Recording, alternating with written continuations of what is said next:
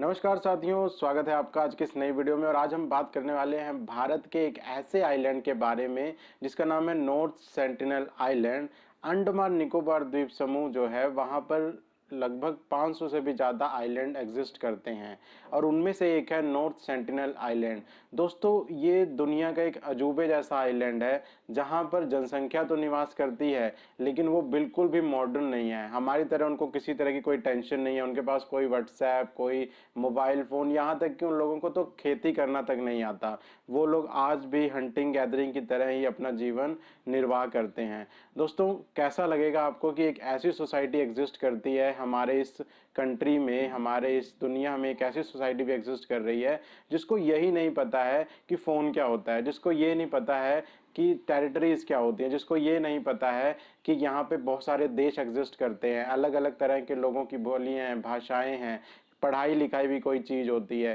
दोस्तों, आज हम नॉर्थ सेंटिनल आइलैंड के बारे में ही जानने वाले हैं इस वीडियो को, तो अंत तक बने रहिए। वीडियो बहुत ही रोचक मज़ेदार रहेगी। बहुत सारे इसमें वीडियोस और फोटोग्राफ्स के जरिए मैं आपको समझाने की कोशिश करूंगा कि नॉर्थ सेंटिनल आइलैंड आखिर लोग वहाँ पे रहते कैसे हैं और क्यों ये जगह भारत सरकार ने प्रतिबंधित कर दी है। बाहर से कोई भी व्यक्ति अब इस आइलैंड के ऊपर आ जा नहीं सकता है। दोस्तों, नॉर्थ सेंटिनल आइलैंड का जो क्षेत्रफल है वो लगभग 7 से 8 किलोमीटर की लंबाई चौड़ाई में है। और दोस्तों, आपको बता दूं कि ये जो एरिया है यहाँ पर शायद ही 20 से या 200 के बीच में लोगों की आबादी है इन टोटल। और ये एक अनुमान है, यहाँ पे किसी तरह का कोई सेंसस नहीं किया जाता कि कोई सेंसस होता हो कि लोगों को पता चल सके कि यहाँ पे कितनी आबादी एग्जैक्टली रहती है। वैसे हम लोग इन्हें बोलते हैं नॉर्थ सेंटिनलीज पीपल्स, बट इन्हें शायद ये ना पता हो कि हम लोग इन्हें किस नाम से जानते हैं और इन लोगों को भी नहीं पता कि हम लोगों को क्या बोल के बुलाया जाता है। और दोस्तों, यहाँ पे किसी तरह की कोई पढ़ाई नहीं होती, यहाँ पे किसी तरह का कोई कॉलेज स्कूल कुछ नहीं, इवन यहाँ पर खेती तक नहीं होती है।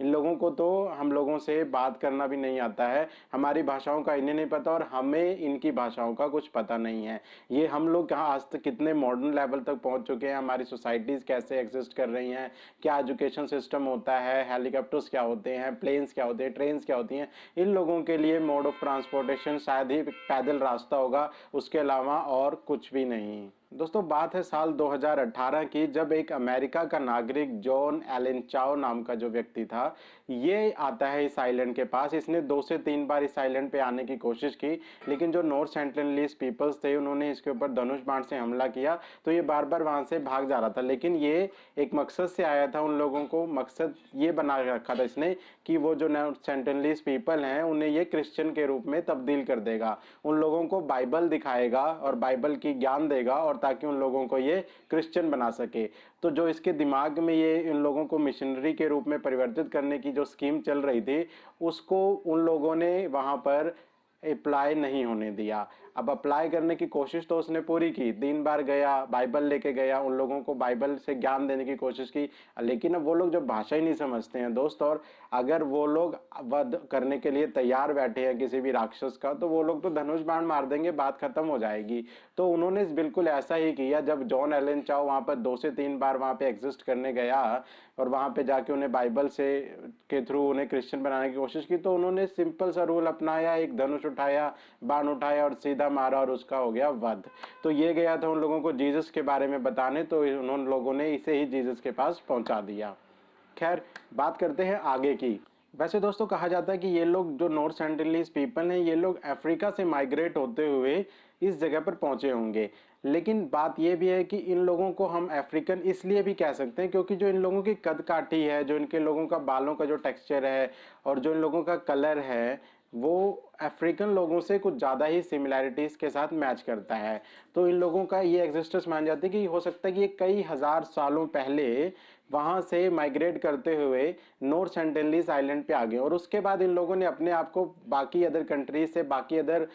जो भी आइलैंड आसपास थे उन लोगों से कट ऑफ कर लिया। और ये लोग बिलीव नहीं करते होंगे किसी और भी आइलैंड के लोगों से मिलने के लिए, और यहाँ तक कि यहाँ के लोग बाहर किसी और आइलैंड पे शायद ही कभी गए हों और वहाँ पे कोई ऐसा दिमाग वाला व्यक्ति ना ही हो जिसके अंदर एक खोज करने की प्रक्रिया शामिल हो। फॉर एग्जाम्पल बहुत से लोग होते हैं अलग अलग देशों में जिनके दिमाग में होता है कि हमने भी कुछ खोजें करनी है, अपने कंट्री से या अपने टापू से किसी दूसरी जगह पे जाना है, लेकिन ये लोग घुलने मिलने में बिल्कुल विश्वास नहीं करते थे, जो कि एक स्टडी के रूप में देखने को मिलता है कि जितनी बार भी इन लोगों से मिलने की किसी साइंटिस्ट ने या किसी इंसान ने कोशिश करी, उतनी बार इन लोगों ने उसके ऊपर हमला किया है। दोस्तों ये लोग अपना जीवन एक हंटर गैदर्स की तरह ही जीते हैं, जैसे कि शायद ही करोड़ों साल पहले या हजारों साल पहले लोग जिया करते थे। आदि मानव के टाइम में भी उन लोगों ने व्हील्स का निर्माण कर लिए थे, यानी कि चक्कों का निर्माण के भी समझ आ गए थे उन्हें, लेकिन इन लोगों को अभी तक खेती करना भी नहीं आया है। क्योंकि जो हमें इमेजेस मिलती हैं, सैटेलाइट इमेजेस मिलती हैं साइलेंट की, उसमें कहीं भी ऐसा नहीं दिखाई देता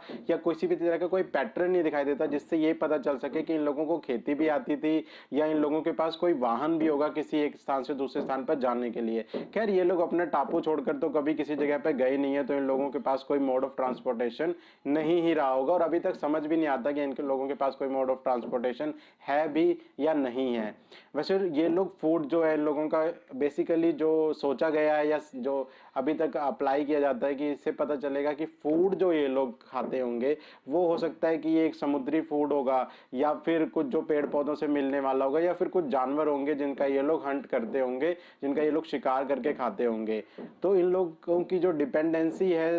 नेचुरल वेजिटेशन के ऊपर या नेचुरल चीज़ों के ऊपर वही है, उससे अतिरिक्त कुछ भी नहीं। वैसे दोस्तों आपको बता दूं कि इन लोगों से मिलने के लिए, इन लोगों से घुलने के लिए बहुत बार कोशिश की गई। सन 1974 में त्रिलोकीनाथ पंडित जी द्वारा एक क्रू जाता है साथ में उनके, और वो लोग कैमरा अपना लेके जाते हैं और वीडियो शूट करते हैं उन लोगों की, और ये पता करने की कोशिश करते हैं कि उन लोगों से घुल मिल कैसे सकते हैं। तो अपने साथ ये लोग लेके जाते हैं कुछ नारियल, एक सुअर और थोड़ा बहुत और सामान। तो वो लोग जैसे ही समुद्र के पास पहुंचते हैं नॉर्थ सेंटिनल आइलैंड के, वहां से वो लोग एक सुअर को उनकी तरफ भेजते हैं और साथ ही थोड़े बहुत नारियल फेंकते हैं। तो नारियल तो ये लोग रख लेते हैं, लेकिन वो जो सुअर होता है उसको ये लोग तुरंत ही मार के उसको उसी जगह पे दफन कर देते हैं। जो वहां पे रेत थी समुद्र के टापू के पास, जो रेत थी इनके नॉर्थ सेंटिनल आइलैंड की जो रेत थी, वहां पर ये लोग शुगर को मार के तुरंत ही दफन कर देते हैं, और नारियल को तो ये लोग ले लेते हैं। लेकिन सबसे बड़ी बात यह थी कि इन लोगों ने धनुष बाण से त्रिलोकीनाथ पंडित जी को और उनके क्रू के ऊपर हमला करना शुरू कर दिया। हालांकि जो इसका जो एक डायरेक्टर था उसके पैर में भी एक तीर लग गया था। 1981 की बात है जब प्राइम रोज नाम का एक मर्चेंट नेवी का जो शिप है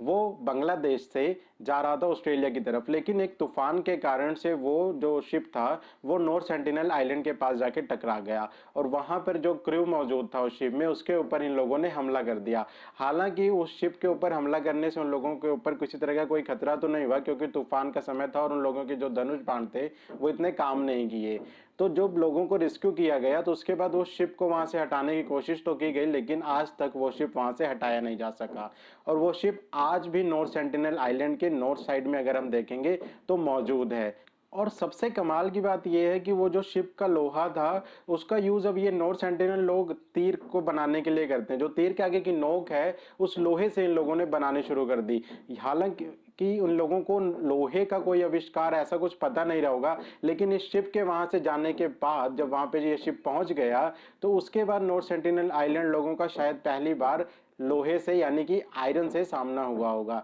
जिसका उन्होंने बड़ी ही चालाकी से यूज कर लिया तीर की नोक बनाने के लिए।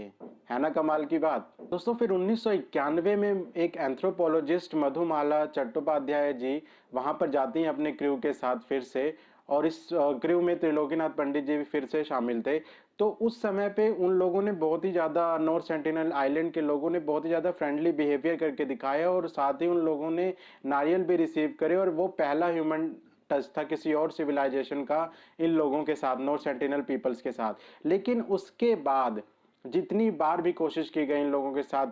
टच करने की या इन लोगों के साथ मिलने की, इन लोगों ने बहुत ही ज़्यादा आक्रामक रूप दिखाया और हर बार हमला किया। दोस्तों सन 1997 में गवर्नमेंट ऑफ इंडिया ने इस जगह पर किसी और बाहरी व्यक्ति को जाने के लिए बैन कर दिया कि वो कोई भी बाहर से व्यक्ति इस जगह पर आकर नॉर्थ सेंटिनलीज पीपल से किसी भी तरह का कोई कांटेक्ट नहीं करेगा। लेकिन गवर्नमेंट ऑफ इंडिया ने यह भी कहा कि इन लोगों पर नजर रखी जाएगी, यदि इन्हें किसी भी तरह की समस्या या प्राकृतिक आपदा का सामना करना पड़ेगा तो हम लोग इनकी मदद जरूर करेंगे, लेकिन कोई भी बाहरी व्यक्ति इस जगह पर नहीं जाएगा। सन 2004 की बात है जब सुनामी आई थी, और दोस्तों इतनी ज़्यादा तबाही मची थी, लेकिन उसके बावजूद ये लोग सरवाइव कर गए। गवर्नमेंट ऑफ इंडिया ने जब ये सोचा कि सन 2004 में सुनामी आई है तो इन लोगों का हालचाल लेना चाहिए, तो उन्होंने अपना एक क्रू भेजा जो कि हेलीकॉप्टर के थ्रू उस जगह पर गए। हेलीकॉप्टर से उन लोगों ने नॉर्थ सेंटिनलीज पीपल को देखने की कोशिश करी, उस जगह का सर्वे करने की कोशिश करी कि आखिर ये लोग बचे भी हैं या फिर नहीं बचे हैं, क्योंकि लोग दोस्तों इनकी तादाद जो है बहुत ही कम थी।